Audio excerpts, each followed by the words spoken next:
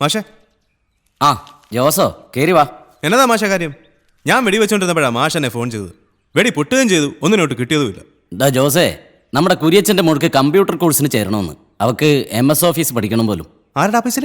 അതാ നോക്കിയേ, പഠിക്കേ.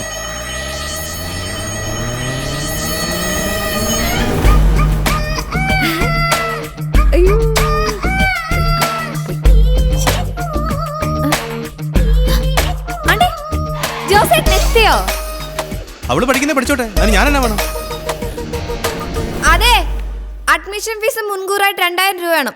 അത് കൊടുക്കാൻ വേണ്ടിട്ടാ ജോസേട്ടനോട് വരാൻ പറഞ്ഞേ. അയ്യടി, 2 രൂപ തരില്ല, പിന്നല്ലേ 2000. മിനിഞ്ഞാന്നല്ലേ നീ എന്റെ വീട്ടിൽ വന്ന് കയറി തെറി പറഞ്ഞിട്ട് പോയത്. എന്നിട്ട് പണ്ടാരടങ്ങാൻ അന്ന് തന്നെ ഞാൻ ആ കാശ് അവിടെ എത്തിക്കുകയും ചെയ്തു. അത് ഹോസ്പിറ്റൽ ചെലവിലായില്ലേ? എന്റെ അപ്പനെ ഓടിച്ച് കിണറ്റി ചാടിച്ചോണ്ടല്ലേ എനിക്കിതൊക്കെ കേൾക്കേണ്ടി വന്നത്. എന്റെ അപ്പം കിടപ്പിലായി പോയതുകൊണ്ടാ. അല്ലെങ്കിൽ ഞാൻ ഈ MS ഓഫീസിനൊന്നും വരില്ല. എന്നെ ആനിമേഷന് വിട്ടേനെ.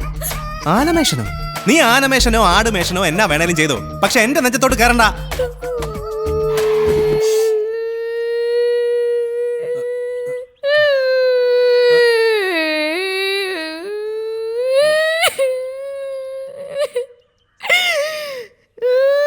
അതിന് കരയുന്ന എന്നാത്തിനാ? കാര്യം പറഞ്ഞല്ലേ ഉള്ളൂ. മാഷൊരു കാര്യം ചെയ്യും, ഇവളെ എന്നാ വേണേലും പഠിപ്പീര്, കാശ് ഞാൻ തരാം. വേറെ ഒന്നും കൊണ്ടല്ല, ഇനി പെണ്ണുങ്ങളുടെ കണ്ണുനീര് വീണ് ഈ ട്യൂട്ടോറിൽ മുടിയണ്ട. മോളിരുന്ന് പഠിച്ചോ, ഞാൻ ഇവനോടൊന്ന് സംസാരിക്കണം.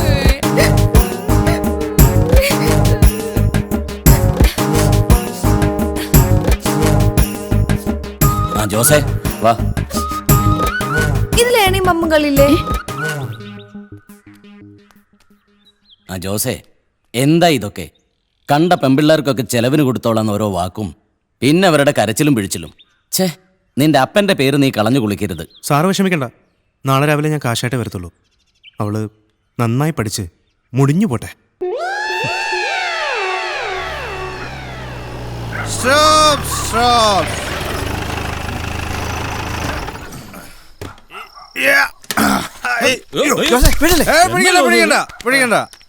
ഞാനിവിടെ നിന്ന് അഴിഞ്ഞു പൊക്കോളാം.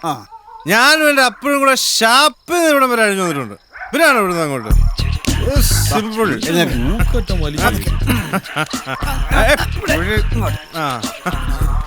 പിടിക്കണ്ട. ട്രോമിച്ച പിടി വേണ്ട, എന്താണെന്ന് കയറാന്നല്ലേ ഉള്ളൂ.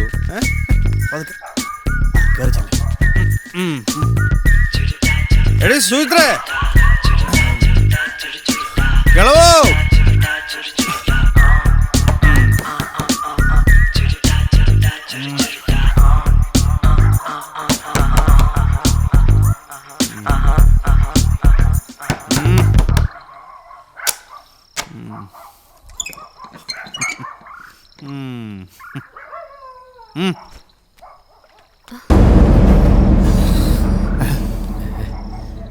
ഇതാരാന്നറിയോ?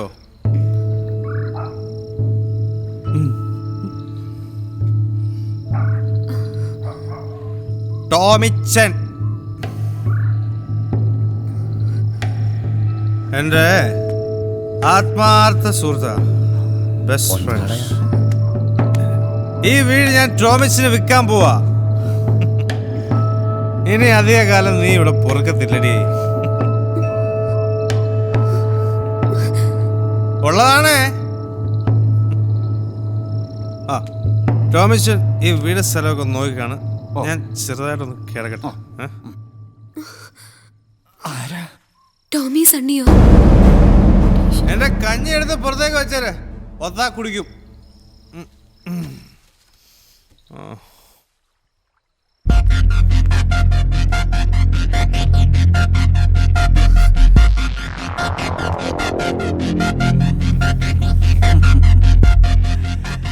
ഞങ്ങൾ ഈ വീടൊക്കെ ഒന്ന് കാണാൻ വന്നതാ.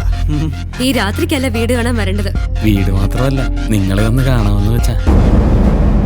ദയവ് ചെയ്ത് ഇനിയും ഞങ്ങൾ ഉപദ്രവിക്കരുത്. അയ്യോ, ഞാൻ അത്രക്കാരനല്ല. ഒത്തു വന്നാ ഈ വീട് വിലക്ക് അങ്ങ് വാങ്ങിക്കാന്ന് വെച്ചു. അവിടെ നിന്ന് ഇറങ്ങി പോകുന്നത് ഇവർക്കൊരു ലോട്ടറി അടിച്ചതുപോലെയാ, അല്ലയോ ടോമിച്ച? അതെ അതെ, ഈ 40 ലക്ഷവും ഇന്നോവ കാറും എന്നൊക്കെ പറഞ്ഞ പോലെ കിടക്കാനൊരു സ്ഥലവും കാവുള്ളൊരു പട്ടി. നിനക്ക് ഗൾഫിലോട്ടൊരു വിസയുടെ കാര്യം ഞാൻ പറഞ്ഞിരുന്നില്ലേ? നീ ഇതുവരെ ഒരു തീരുമാനം പറഞ്ഞില്ല. ആ ഒന്ന് പോയാലേ ഇങ്ങോട്ട് നോക്കിക്കേ. നോക്കുന്ന ജീവിതം രക്ഷപ്പെടും.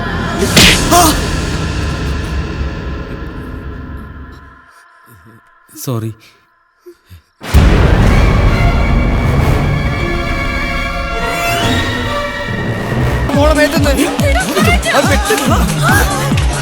നിന്റെ ശവം പോലും ഞാൻ ആർക്കും വിട്ടുകൊടുക്കും. തോമിച്ചനെ പറയുന്നു. എന്നാ ഇത് അപ്പുറത്തെ വീട്ടിലൊക്കെ ആൾക്കാരുണ്ടെന്ന് എങ്ങുവാ നടക്കണോ മിച്ച? എല്ലാം പറ്റിയ പിന്നെ നമ്മൾ സമാനം പറയണ്ടേ?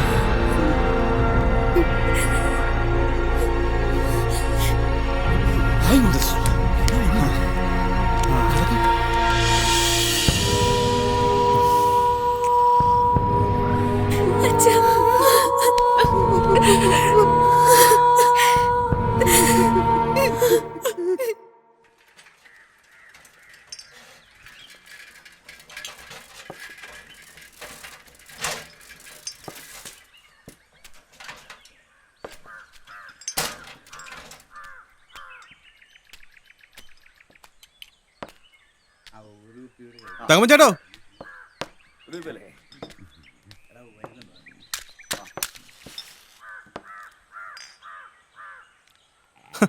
എന്നാ പറ്റി? എല്ലാവർക്കും ഇന്നൊരു മര്യാദ. ആ തങ്കമ്മച്ചേട്ടോ, പുറത്താരും കാണാത്തപ്പോ ഞാൻ ഓർത്തു ഷാപ്പിന്ന് ഹർത്താലാന്ന്. ഓ പേടിച്ചു. നീ വന്നേ. നോക്കി, രാവിലെ വന്ന് ഒറ്റയിരുപ്പ നിന്നെ കാണാനാ വന്നിരിക്കുന്നത്.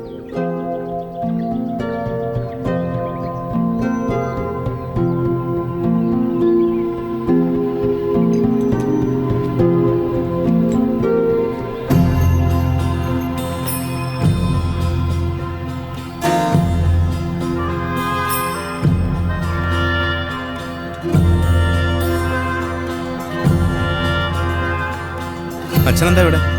കള്ളുഷാപ്പില്.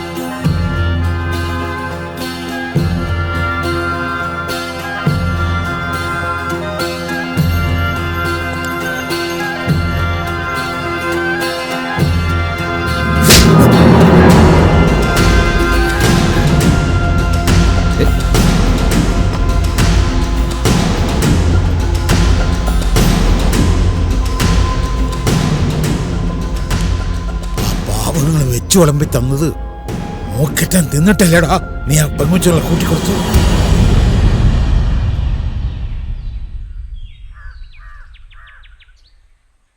രണ്ടു ദിവസം തലചായ്ക്കാൻ കൂര കൊടുത്തതിന്റെ വാടക മുതലാക്കാനായിരിക്കും അല്ലടാ? എത്ര കിട്ടിയടാ നിനക്ക് ഈ വകയിൽ? അച്ഛോ, ഞാൻ മിണ്ടിപ്പോരുത്. നിന്റെ അപ്പൻ ചാണ്ടി നിന്നേക്കാ വലിയ കുടിയനായിരുന്നു, നിന്നേക്കാ വലിയ പോക്കരിയായിരുന്നു. പക്ഷെ ഇതുപോലെ തന്തയ്ക്ക് പ്രക്കാരി കാണിച്ചിട്ടില്ല.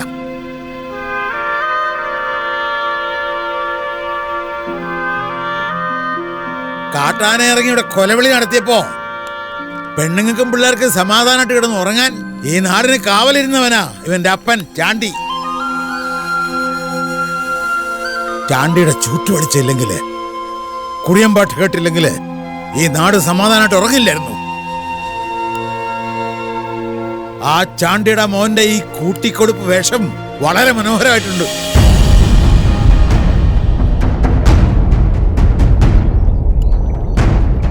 അപ്പന്റെ കഠാരയും പിടിച്ചു നടക്കുന്ന മകൻ. ഒരു കാര്യം നീ ഓർത്തു, ഇതിനൊക്കെ നിന്റെ അപ്പന്റെ ആത്മാവിന്റെ മുമ്പിൽ മറുപടി പറയേണ്ടി. അവിടെ മാത്രമല്ല, ഒടേ തമ്പുരാന്റെ മുമ്പിലും.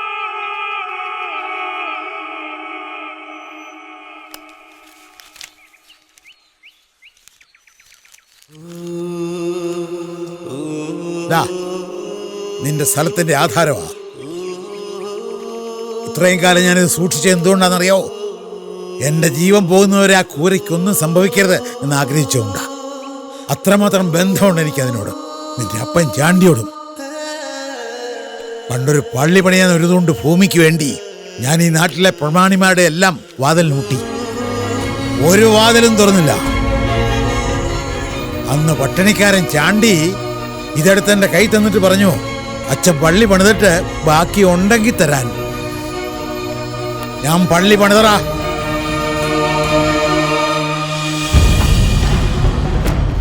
ദാ ബാക്കിയുള്ളത് ഇതിലുണ്ട്. എടുത്തോണ്ട് പോ. ഇനി ഇതും പറഞ്ഞ് എൻ്റെ അടുത്തേക്ക് വന്നേക്കരുത്. എടുത്തോ.